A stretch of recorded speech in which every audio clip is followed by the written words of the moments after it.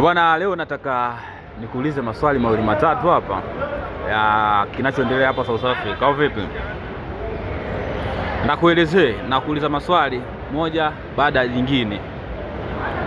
Swali la kwanza, tuanze kwa wanaotazama watu toka Tanzania au vipo, ni nini maana hasa ya xenophobia? Xenophobia ni neno ambalo limetokana na kikundi cha watu ya sanyana kadhaa ambao wao shughuli yao ni kufukuza wageni ambao wanatokea nchi za watu, kama nchi ya hii ya South Africa. Yaani wao yani ni kikundi tu ambacho cha watu kadhaa ambacho kinasababisha ubao au ni kabila fulani kinasababisha mambo kama hayo hapo. Unaelewa swali? Kutokana kikubwa zaidi xenophobia kama xenophobia ni neno tu ambalo ni kikundi cha watu, kwa sababu lile linatofautiana na miaka ya kuna mwaka unakuja, mwaka wa kwanza ilikuwa ni xenophobia. Unaelewa? Hiyo ilikuwa kama 2008 kama sikosei, 2012 kwa xenophobia ikaja ikapoa ikatulia, afu ikaja tena kama sikosei ilikuwa 2019 au 2021 nayo ikatokea nyingine na mwanadada mmoja naye akaja inaitwa Operation Tutula. Operation Tutula. Tulipotoka hapo ikakaa ikaisha hiyo. Umeelewa? Ikaja sasa 2026 ikaja ikaita nini? March. Yaani hizo zote ni tofauti majina, sema tatizo lao ni moja tu, la kukimbiza ni wageni. So kwa hiyo maana xenophobia ni jina ndio ambalo kikundi cha watu. Umeelewa? Kwa hiyo kuna xenophobia, kuna Operation Tutula, sasa hivi tuko kwenye March. Umeelewa? Okay, wewe binafsi ushawahi kushuhudia au kupitia changamoto za xenophobia? Mimi kama mimi binafsi nishapitia hizo swala, kama changamoto hizo nishapitia, kwamba nishajionea watu wanapigwa mbele yangu. Umeelewa? Na wana malungu yao yale ambayo yale malungu ya kitamaduni ambayo hata hapa Tanzania hapo Bongo wa Makondo wanao yale ambayo ni nani ya Masai nao wale malungu ambao mbele kama hivi wale ndo nishamona mtu ambaye alipasuliwa mtu. Hali ya usalama ikoje kwa sasa hapa South Africa? Kwa hali ya usalama hapa kwa sasa iko, yani matukio kama haya ni hapo sehemu moja tu, ni province moja, mtuseme kama province kama ni mkoa mmoja. Mambo yanatokea kwa KwaZulu-Natal, umeelewa? Huku Johannesburg na ni eneo gani hasa ambalo huwa matukio makubwa yanatokea kama hayo xenophobia, yani mkoa gani hasa? Mkoa unatokea kwanza, mambo haya yanaanza sana especially sana kwa KwaZulu-Natal, Durban. Ndio anakuanzia KwaZulu-Natal Durban. Ije sometimes kija Johannesburg ndio inakuja kwamba inakuja labda Iblo, unaelewa? Inakuja Iblo kwa Mai kuna sehemu yetu kwa Mai, afu Johannesburg straight kwa CBD downtown yenyewe. Kwa nini baadhi ya wageni hawatakiwi? Nani? Ngoja bwana.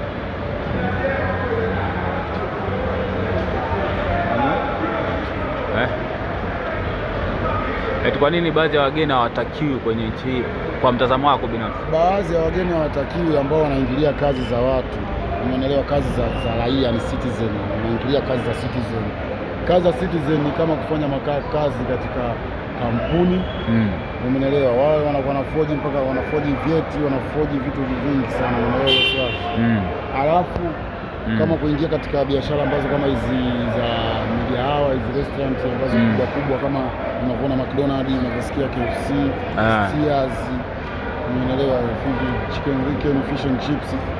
Zamani hizo hapo zilikuwa kwamba yani kwamba anafanya kazi mzawa peke yake, lakini sasa kwa jinsi ilivyokuwa too much kwa wageni walivyokuwa wengi, afu na kwamba na wazao wenyewe nao wanajua bwana kufanya kazi na tunapenda kwa nyuma, yani wao wazao wanajua mzawa. Hata hapo Dar es Salaam mjini Yesu umeona jinsi kulivyo kwamba hata wanaotoboa wote kutoka mikoani. Watu wa mikoani. Ndio mikoani ndio kutoboa, watu wa Mbeya, watu wa Kigoma, watu wa wapi, watu kutoka mikoani ndio kutoboa hapo. Wanatobolea da. Mzawa pale hawezi kuuza nini? Hawezi kuuza mayai. Wewe unaweza kuuza mayai wewe. Umeelewa swala. Kwa hiyo sasa wazao wenyewe kama wazao wenyewe nao kazi watawapenda kufanya kivile kama wanafanya forena. Ndio maana kwa hiyo kwamba ile wa Zimbabwe hao ndio watu wa kwanza ambao wanachukua sana kazi za raia. Alafu kuna wa Mozambiki nao wanachukua sana kazi za raia sometimes almost umeelewa ile swala. Alafu na Zimbabwe kitu kimoja wana fraud, yani fraud wao wana kasumba mbaya sana katika nchi hii kwamba fraud umeelewa ni sasa kama na Nigeria wana kasumba mbaya dawa umeelewa sawa. Kitu kama hicho hapo. Na Watanzania wanajilinda vipi vurugu kama hizi zinapokuwa zinatokea? Kwa Watanzania kama Watanzania wao kama wao kwa sababu kwa Watanzania vurugu kama hizi hapa wanakuwa hawajabezi sana kwa Tanzania kwa sababu Watanzania wao ni kazi wanayofanya ni mission town, umeelewa ile swala. Hawamuingilii mzawa kabisa ndani zaidi kwamba ile kama kufanya kazi ile kwenye maduka au wapi. Mtanzania kama Mtanzania anafanya kazi mwenyewe mwenyewe tu. Umeelewa biashara zake, umeelewa ile swala. Kwa hiyo vitu kama hivi hapa kwa yeye akishaona kama vile lazima ile unakuta kama duka hivi afungui, unaelewa kama anauza duka na afungui, kama anaenda kwenye mishemishe zake town na kwa ile bora kae nyumbani mpaka asubirie mambo na kutulia, kwa sababu ukisema kwamba useme asubirie msaada wa government kutoka Tanzania sio kwamba unataka kuniambia kwamba tokea naanza ya mambo mpaka leo hii kwamba hawajaona government, sema tu wameona ila kutokana na kwamba lazima. Na serikali ya South Africa inakabiliana vipi na hao xenophobia? Serikali ya South Africa hiyo kuiangalia zaidi matukio yao wao kama wao jinsi ukiwaona unaona msa watu wanasapoti sana maforena, sema kutokana tu na situation na kazi, yani kwamba yani polisi kama polisi yeye ni mtu wa kutuliza fujo, unaelewa ile swala.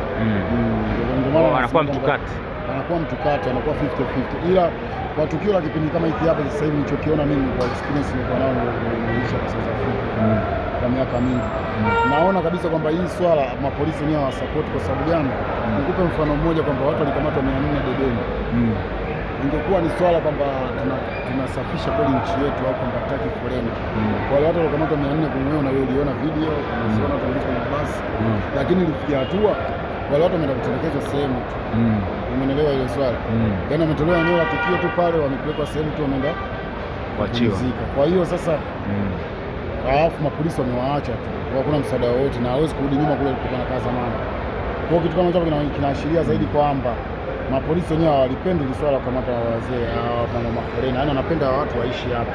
Kutokana ingekuwa kwamba ni operation serious, mimi nakumbuka nilishaki kupata matatizo 2015 kulikuwa kuna operation kama huu unaoona sasa, ule pale ule kwa mapolisi walikuwa straight wameungana na raia, ndio maana nijikuta mimi niko bongo straight.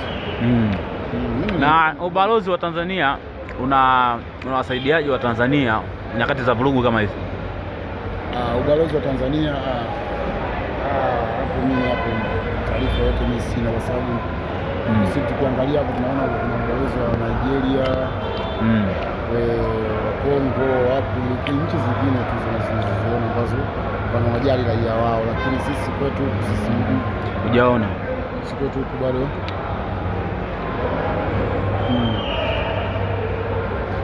Je, kuna maeneo ambayo wageni wanaogopa kwenda kiusalama zaidi?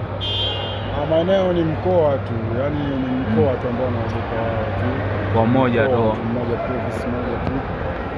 Lakini kwamba kusema kwamba Johannesburg hapo ndio tatizo kitu kimoja, huu ni mji wa biashara, sio mkoa wa mtu. Kwa hiyo kwa swala kama hilo hapo na kwa haisumbui. Johannesburg ni sawa na Dar es Salaam mjini, yaani kwamba hakuna mji wake. Na kwa sasa bado hofu ni kubwa au ni hali imetulia sasa?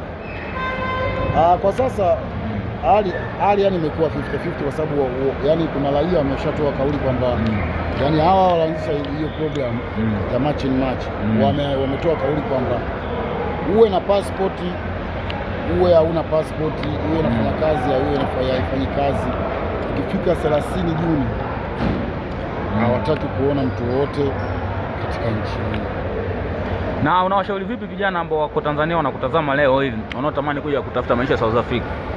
Mimi nachowashauri kwamba vipi, yani kama wanataka kuja kutafuta maisha ya South Africa na wabadilishe tu kiwanja kutokana vipi, sio kwamba tunawakazia au kwamba tunawabania, wabadilishe kiwanja kwa sababu hapa maisha yanaishi hapa ni sasa kama ni za barafu.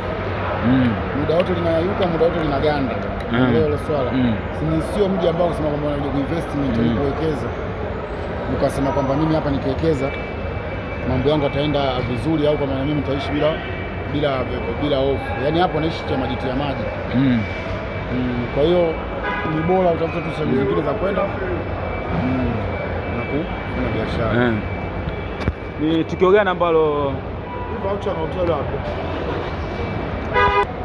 unadhani kwamba nini kifanyike hasa ili wageni na wenyeji waishi sawa tu? Hapo kikubwa cha kufanyika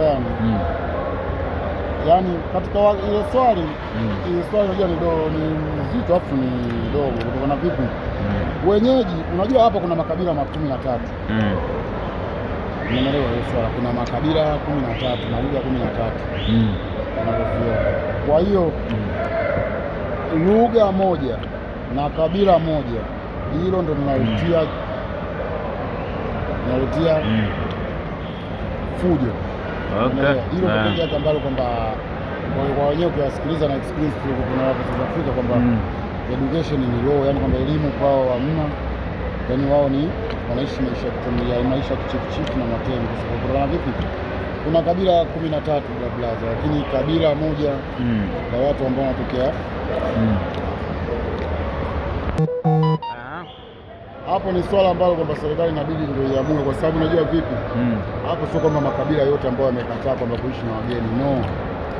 Wewe fikiria makabila 13, kabila moja ndio linafungua, alafu nao makabila mengine hawasapoti wale majamaa, umeelewa? Kwa hiyo hapo ni swala kwamba ni serikali hiyo inatoa uamuzi kwamba A au B, umeelewa swala. Ujumbe kwako kwa Watanzania, hali halisi inachoendelea South Africa kwa sasa hivi? Mimi ujumbe kwangu kwamba vipi, unajua kwamba tusubirie tu mpaka hiyo tarehe 30 ya Juni itapokuwa hapo ndio tutakuja kuona kwamba, lakini kwa sasa hivi hapa ni hali ipo poa, ila debe ni tuko yake kwa hospitali huko ndio matatizo. Ndio mafoleni wenzetu kuna matatizo, lakini kwa sehemu zingine sinaishi. Bwana, ndugu watazamaji watamani kujua jina lako nani vile? Anaitwa Edoliki. Edoliki. Chao.